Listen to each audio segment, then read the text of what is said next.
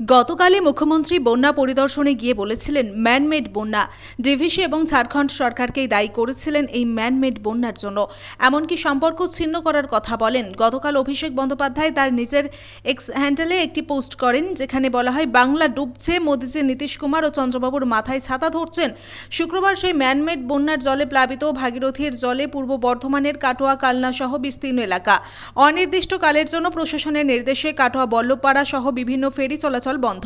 হঠাৎ করে ফেরি চলাচল বন্ধ হওয়ায় দুর্ভোগে সাধারণ যাত্রী। পূর্ব বর্ধমানের ভাগীরথী নদীর জলস্তর গতকাল রাত্রি থেকে বৃদ্ধি পাওয়ার সাথে সাথেই বর্ধমানের জেলা প্রশাসন তড়িঘড়ি বিজ্ঞপ্তি জারি করে পূর্ব বর্ধমানের ভাগীরথীর উপর যে কটি ফেরিঘাট আছে অনির্দিষ্টকালের জন্য সবকটি বন্ধ করার নির্দেশ। গতকাল রাত 11টা থেকে ফেরি পারাপার বন্ধ হয় কাটোয়া, বল্লভপাড়া, কালনা, নৃসিংহপুর সহ বিভিন্ন ছোট ছোট ফেরি পারাপারের ঘাটগুলি। কোনো রকম আলোচনা না করে ডিভিসি জল ছাড়াই এই বিপত্তি বলে মনে করছেন। আগেই রাজ্যের মুখ্যমন্ত্রী মমতা বন্দ্যোপাধ্যায় এই নিয়ে ফোনে কথা বলেছেন ঝাড়খণ্ড সরকারের সাথে। বর্ধমান জেলা ম্যাজিস্ট্রেটের দফতরে দীর্ঘক্ষণ বৈঠক হয় সেচ দফতরের মন্ত্রী মানস ভূঁইয়া, রাজ্যের মন্ত্রী অরূপ বিশ্বাস ও বিভিন্ন আমলাদের সাথে। আলোচনার পর উদ্বেগ প্রকাশ করেন প্রত্যেকেই। হঠাৎ করে ফেরি চলাচল বন্ধ হয়ে যাওয়াতে দুর্ভোগে সাধারণ মানুষ।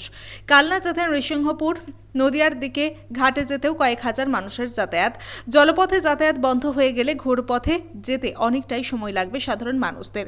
বিপদের হাত থেকে মানুষকে রক্ষা করার জন্যই বর্ধমান জেলা প্রশাসনের এই উদ্যোগ। নতুন করে যদি কোনো বাঁধ থেকে জল না ছাড়ে তাহলে রাতের মধ্যেই আবার ফেরি চলাচল শুরু হতে পারে। যেভাবে অজয় নদীর জলস্তর বৃদ্ধি পেয়েছে তাতে সমস্যা হয়েছে কচুরিপানার। সেই কচুরিপানা আটকে যেতে পারে ট্রলার, সেই কারণেই বিশেষ করে বন্ধ রাখা হয়েছে কালনার শান্তিপুর ফেরিঘাট। শুধু তাই নয়, শান্তিপুরের দিকে জল এতটাই প্লাবিত হয়েছে যেখানে মানুষ আসতে পারছে না বাস ধরার জন্য বাস স্ট্যান্ডে।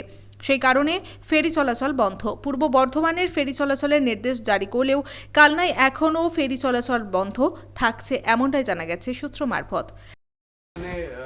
মানে কি পরিস্থিতি এখন নর্মালি আছে, এখন বন্ধ আছে। কটা থেকে বন্ধ হয়? রাত্রি 11টা থেকে বন্ধ। মানে কি কারণে বন্ধ? এই জল বেড়েছে তার জন্য বন্ধ আছে। এই মানে খোলার বিষয়, খোলার বিষয়ে এখন সরকারি নির্দেশ আসেনি। সরকারি নির্দেশ আসলে আবার সে স্বাভাবিক হয়ে যাবে। মানে লোকজন তো ফিরে যাচ্ছে। হ্যাঁ, কিছু আসছে, ফিরে চলে যাচ্ছে। আপনাদের প্রচার চলছে? হ্যাঁ, প্রচার তো সবসময় চলছে। আর নিরাপত্তা ব্যবস্থা কী রকম? ব্যবস্থায় তো প্রশাসনের লোক আছে, নিয়ে যাচ্ছে, এখনও রয়েছে, সবসময় রয়েছে প্রশাসনের লোক। কী নাম আপনার? সুন্দর দাস। এই চলাচলের ঘাট কবে থেকে বন্ধ কালকে আছে? রাত্রি 11টা 15তে নির্দেশ এসেছে, তারপর থেকে বন্ধ হয়েছে। কি কারণে বন্ধ হলো? এই জল বারবার বেশি বেড়ে গেছে, জল বলে জল ছাড়া হয়েছে, প্রচুর জল হয়েছে, এপার থেকে ওপারটা বেশি জলের ইটা হয়েছে, এই জন্য মানুষ তো যাতায়াত করে হ্যাঁ না। মানুষের দুর্গন্ধ তো হচ্ছেই। এটা যদি আগে থেকে নির্দেশ করা হতো তাহলে আমাদের ভালো হতো, তাহলে আমরা প্রচারটা করতে পারতাম। কারণ প্রচারের মানে রাতে সময়টা- 11টার পর থেকে প্রচার হয়েছে, তারপরে রাতে 11টার পর প্রচার হয়েছে। আচ্ছা। কবে কি চলবে কিছু ইয়ে করেছে? আমাদের এখনও সেরকম নির্দেশ আসেনি। আমাদের যে বহুমল থেকে আবার প্রশাসনের থেকে যখন নির্দেশ হবে তখন আবার সেইভাবে চালানো হবে। আচ্ছা। আর হচ্ছে এখানে প্রোটেকশন কেমন রয়েছে? প্রোটেকশন তো আছেই, প্রশাসনের কোনো লোক আছে। ওনার নাম? আমার নাম মানিক রায়। এই কালনা ফেরিঘাট কবে থেকে বন্ধ করা হলো এবং কতদিন থাকবে আর কি কারণে বন্ধ হলো? কালকে রাত্রির 11:30 পৌনে 12টা নাগাদ আমি নোটিশটা পাই, আমার হোয়াটসঅ্যাপে দেয়। তো আমি সেই নোটিশের পরিপ্রেক্ষিতে সঙ্গে সঙ্গে থানার গাড়িও আসে, এসডি অফিস থেকেও 2-3জন ডিজাস্টার ম্যানেজমেন্টের ছেলে আসে, এতে আমাকে নোটিশটা দেয়, দিয়ে তারপরে বলে বন্ধ করে দিতে, তখন আমি বন্ধ করে দিই। এবার নোটিশে যা লেখা আছে তাতে দেখা যাচ্ছে যে জল, গঙ্গা স্তরের জল বাড়ার জন্যই বন্ধ মেন। এখন কবে খুলবে এটা আমি বলতে পারবো না, মানে কারণ টোটালি পুরো বন্ধ আছে, যেটিও চলছে না। কিচ্ছু চলছে না।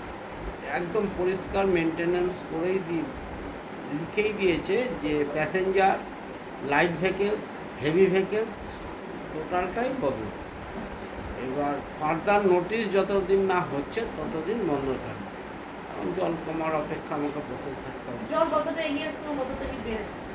জল যতটা থাকে তার থেকে মোটামুটি 5 ফুট জল বেড়েছে, খাড়ায় 5 ফুট জল বেড়েছে।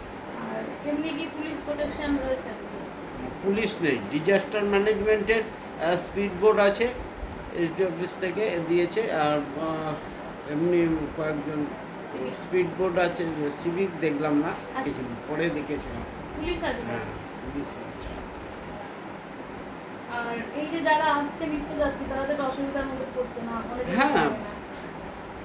বেশিরভাগ লোকই জানে না। এবার রাত্রির আমি যখন 12টা 12:30টায় যাই, এখান থেকে ডাক্তার দেখিয়ে এসছে, এসে এইবার আমাকে অনুরোধ করছে পার করে দেওয়ার জন্য। আমার কিছু উপায় নেই, পুলিশকে বললাম, বলে আমরা কি করব, আমাদের কিছু করার নেই। একজন আইএএস অফিসারের নোটিশকে আমি ফলো করতে বাধ্য, আমি তার উপর দিয়ে যেতে পারবো না। বিপদে গেলে সেই কারণে আমরাও পার করতে পারছি না। আবার ওপারে জল আছে যেহেতু, এবার ওইখান দিয়ে জলের ওপর দিয়েই যেতে হবে, কোনো একটা অঘটন ঘটে গেলে আমরা ভেসে যাব। সেই কারণেই আমরা রিস্ক নিই। এবার যারা আসছে তাদের বলে দিচ্ছি, আপনারা ট্রেন ধরে নবদ্বীপ হয়ে চলে যেতে পারেন, অথবা নৈহাটি দিয়ে আপনারা যেতে পারেন। রীতা ভট্টাচার্যের রিপোর্ট, সুন্দর বাংলা নিউজ।